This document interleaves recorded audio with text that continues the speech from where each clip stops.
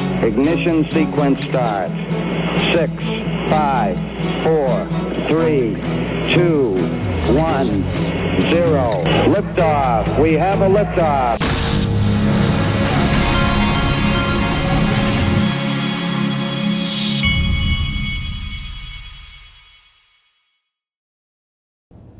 Hey everybody, this is the Digital Asset Investor, and look what we have here. Fruition Productions has just released their new trailer for XRP Unleashed, which they're going to be filming. They're going to be wrapping up, doing their last filming at XRP Las Vegas, by the way. So if you want to be in the documentary, they're literally, my understanding is, they're going to be walking around filming, and they're also going to be set up so that anybody that wants to be on film can go over there, and if they have something to say, have a shot at being in the documentary. So you're going to want to go in the description of this to get tickets. If go in, if you're in DAIXRP.com, at the very top of the page, I've got the discount link if you want to discount for tickets. I just talked to Brad Combs this morning, and the tickets are, I mean, all that's left is general admission, and they're flying off the shelf now. So I don't think there's going to be much more time. Now, I'm not going to, because I don't know if this thing has got music in it. I'm in this, the trailer they did here, some of my parts are in here. So what I'm going to do is I'm going to play it in my group in DAIXRP.com and tell you kind of some of the behind the scenes of what was going on when you see these parts. And the reason I'm doing that in the group is because I don't know. First, I want to give them behind the scenes, but I don't know if there's music over this thing that's going to be copyrighted, and it probably is. So I'm going to have to do it that way. All right. So here we go. The stable, look, folks, you are living. You're still seeing digital currency wars go on. And so I knew it would happen when the stablecoin news came out yesterday. I knew that all the people would try to spin this as some kind of awful thing. And so that's part of the video today. Now, Monica Long says stablecoins play a vital role as on-off ramps to USD. In the wake of last year's banking crisis, they're necessary for traditional institutions, especially in the U.S., to access crypto markets. I'm incredibly excited for Ripple to fill a key need in the market with our stablecoin. I tell you what, I've got glare and I can't hardly see these tabs. Okay, I'm doing my video in a different room than what I would normally do it in, and the sun is coming in on me, and it's hard for me to see the tabs here, but that's okay. Check this out. I can see this tab. Jack McDonald from PolySign. Hadn't heard from him in a while. Exciting times. Ripple has 10 plus years of building enterprise grade solutions that institutions and financial institutions need, and now is bringing this expertise for all benefit from the first high quality USD stablecoin on the XRPL onwards.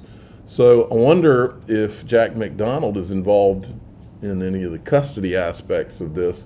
Then Emi Yoshikawa, she's with Ripple over in Japan. Auto bridging on XRPL, leveraging XRP as a counterparty free bridge currency represents the innovation and beauty of XRP Ledger. With more and more high quality assets being added to XRPL, this function becomes ever more critical to the XRPL ecosystem, extending liquidity to the long tail of assets. Good stuff. I like this is from Anders L. Prediction. I see Ripple starting up a liquidity pool on the AMM. rUSD, that's what a lot of people are thinking this is going to be. Ripple USD stablecoin. rUSD XRP. Since they will issue their own USD stablecoin, they could easily provide liquidity for both sides, rUSD as well as XRP, making it highly liquid. Fits well now that the DEX is integrated with ODL. The timing appears to be good as well.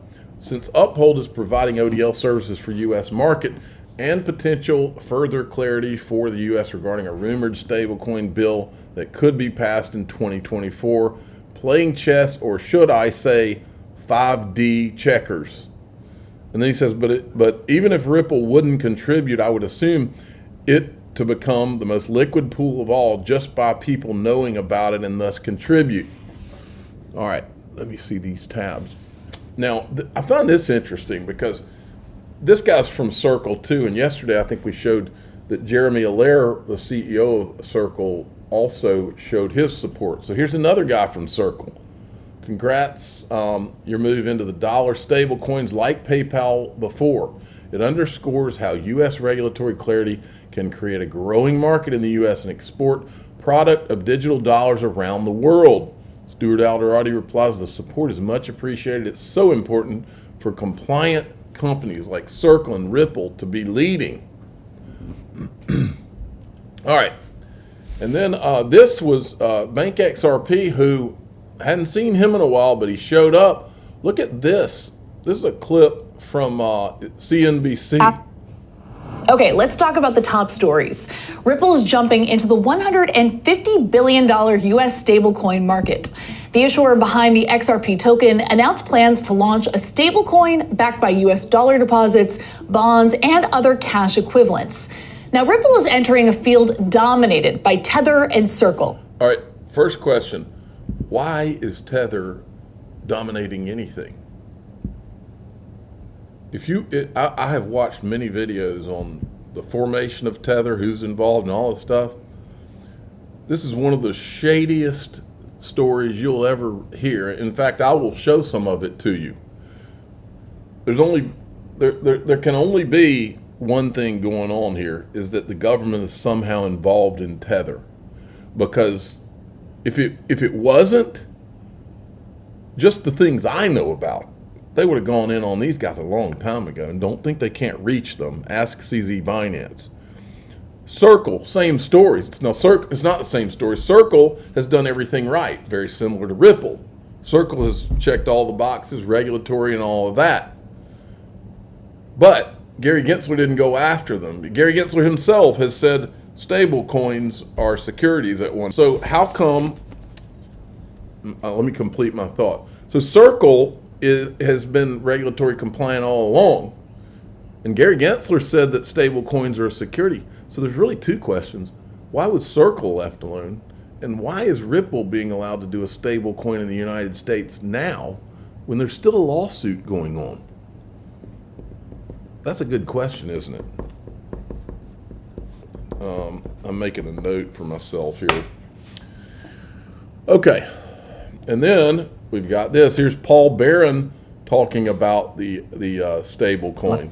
Topic for today, and I want to get on to this topic. Ripple is... You got to remember, this guy has been carrying the water for Ethereum out the wazoo. I haven't listened to this clip yet, so if he says anything that's negative about it, I'll know why. To issue a USD-backed stablecoin, bringing a lot more utility and liquidity to XRP. A couple of points. This will be 100% backed by the US dollar deposits. 2.8 trillion by 2028 is the estimation. And the launch itself will be available on the ledger, on the XRP ledger, and Ethereum blockchain. So that's a pretty significant move here. Okay, well, I guess that he's okay with it then, because part of it's going to be built on Ethereum too. So that makes it okay, I guess. Plans to expand to additional blockchains and decentralized finance. So DeFi is going to play into this over a while during this launch. This, of course, being built to utilize the XRP as the bridge asset. I think everybody kind of gets that. All the big benefits they talk about, enterprise grade, kind of the benefits that Ripple brings to the marketplace, compliance mindset. Yeah, well, they've kind of had to be compliant to a certain extent. Liquidity on DEXs, I think this will be a big factor. And then transparent stablecoin reserve. This trumps USDT and the problems that Tether, of course, has. And then multi-chain compatibility, probably the most unique feature of the XRP token for a stablecoin. Here's Brad Garlinghouse talking about it. Okay, we won't show you any more of that. I'm going to move on. But I do like this. The Black Swan capitalists, these guys are sharp. I like them. I'm hoping they're coming to XRP Las Vegas.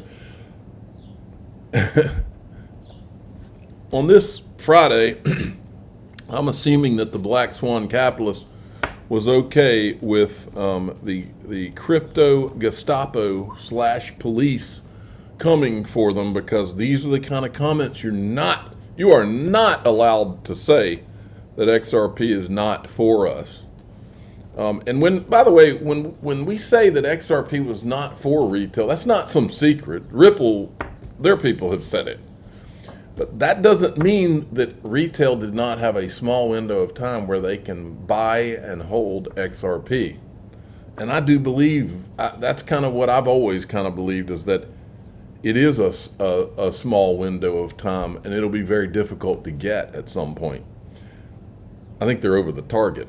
I don't think many get it. XRPL was not created for retail, and neither is XRP.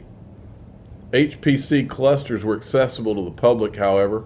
As the demands for computational power increased, HPC clusters evolved into expensive systems used by big companies, institutions, and government. Similar to how XRPL started for retail activity, but now will serve institutions. He's already being attacked because this is somebody I have blocked, who's probably a bad guy. I don't know who. But they're obviously, the crypto Gestapo's already coming after him. Most of the Gestapo I just block and move on.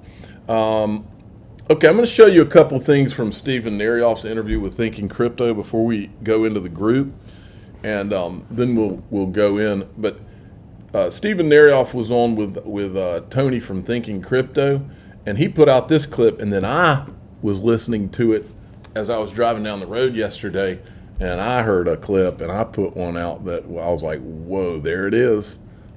Was Ethereum a security at the ICO launch, and is it a security today? Yes and yes. Not because of anything that I did. I mean, I set it up properly. Had they followed my guidelines? There's Gensler on video saying that Joe Lubin bought 9.5% of the ICO. Yeah. How did Gary Gensler know that, by the way?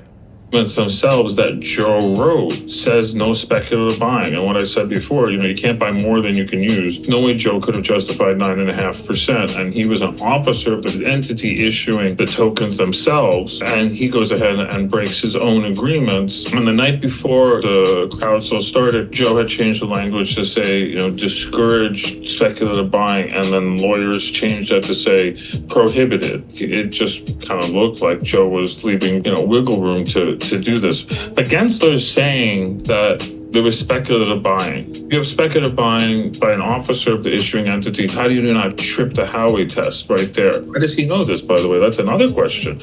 Exactly, it is. Now, I want to make you all understand what you're seeing in this clip, because it's very significant. When we were uncovering ETH Gate, there was a couple of things that kept popping up. One was Joe Lubin kept on saying that JP Morgan, and we had him on video, he kept saying that JP Morgan was there before they even launched Ethereum.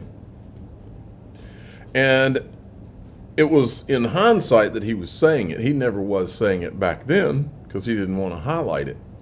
There was also a clip that I played when we were uncovering ETH Gate where Charles Hoskinson, like when he was involved in Ethereum, he says, yeah, we've got this great group of people. We've even got Goldman Sachs programmers. And that's when my antenna went up. I was like, oh, okay, so now I see the full picture. So yesterday when I'm listening to Thinking Crypto interview Stephen Narioff, he says what you're about to hear. What he's talking about is he was describing how when he was at Ethereum, like when they were doing the launch of Ethereum and all, everybody involved in Ethereum was communicating via Slack, a Slack message board or something. And he was talking about how all of them, he's talking about how he was kind of oblivious, but all of these guys were accusing Joseph Lubin of being a plant. He was an ex-Goldman Sachs guy.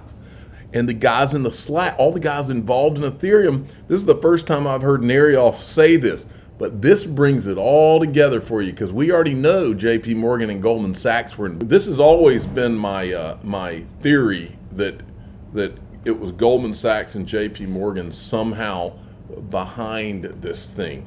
So you watch for yourself. I did start consensus with Joe. On the other hand, I take pretty copious notes, on what my daily activities are, and I also keep a pretty good calendar. I did not recall that we had a conference call with the Federal Reserve in October of 2014 either, until I saw it, and then it kind of started coming back to me. So was it possible? I know there was, and this isn't Camilo Russo's book, you know, Vitalik used to stay with me on and off throughout that whole year, even though he said he only met me a few times in early 2014. I do recall that on our Slack boards, there was a lot of veiled comments about the banks infiltrating us and JP Morgan. It was actually, they were mostly, if I remember, it was focused on Goldman Sachs, which was where supposedly Joe had worked previously. Folks, this is the essence of ETH Gate. The essence of ETH Gate is that they tried to, remember how Joseph Lubin said they tried to use words to basically create their own reality? What ETH Gate is, if you really want to understand what it is they took this Ethereum thing and the Bitcoin thing and they said, hey, these are decentralized, so therefore they're better than everything else. When what they were really doing is disguising the fact that they were everything but decentralized. They were controlled behind the scenes by someone like Goldman and JP Morgan, and part of their marketing of that was to run out, get Joseph Lubin to shout from the rooftop, decentralized, get Hinman to go out and give a speech, decentralized, sufficiently decentralized, and then point at Ripple and say, oh, that's centralized, they own most of it and all that. That is what ETH Gate is. It's one big lie to this day. Vitalik came in and I said, you know, and I called him V and I said, yo, V, check this out. And I'm like, they're like, you know, they seem to be making clear references to Joe as being a plant by the banks to take over Ethereum. And Vitalik. In other words, to be the disguised whales, to hide your ownership and then transfer this thing to proof of stake and then delete the rest of the history like Vitalik Buterin is talking about doing now so that nobody can ever see it. And then you're behind the scenes controlling this network that everybody thinks is decentralized going into the next 100, 200 years of the financial system, and nobody knows it. But you've done nothing but the same thing you did at Jekyll Island. You sat in a room and you hoarded all the ownership for yourself. That is what ETH Gate is. Right. And that's why it's so important. In Camilo Russo's book, and he went and he wrote, and he says, you know, we're user agnostic, and if banks want to use it, that's just great. And if, you know, whoever wants to use it, that's fine. And yeah, I was like, yeah, that's cool. That was good that you did that. And then I'm like, Joe being a plant for the banks, this is like nuts. And like, I think I got that one wrong. So, you know, it's, you know, takes a big man to make admit his errors, and there were some people on there that were clearly more tuned in, and it was ironic because, you know, I'm a fairly astute person, right? And wow, my video has gone over. You know, Stephen Narioff, he told me, I'll tell in DAIXRP.com, I'll tell you what he told me on this topic here. When I met him, when I was filming my part in the XRP Unleashed documentary, I talked to him for a little while before he was doing his filming, and he told me something interesting about ETH Gate and what the XRP Army did, and what he was observing while we were all uncovering it. But I'm going to go into DAIXRP, and we're going to go over the XRP Unleashed trailer, and I'm going to give you some behind the scenes of what was going on there, and then we'll go from there. I'm the digital asset investor. I'm not an investment advisor. This is for entertainment purposes only. Please subscribe, hit the like button, and tell your friends and family that away we go.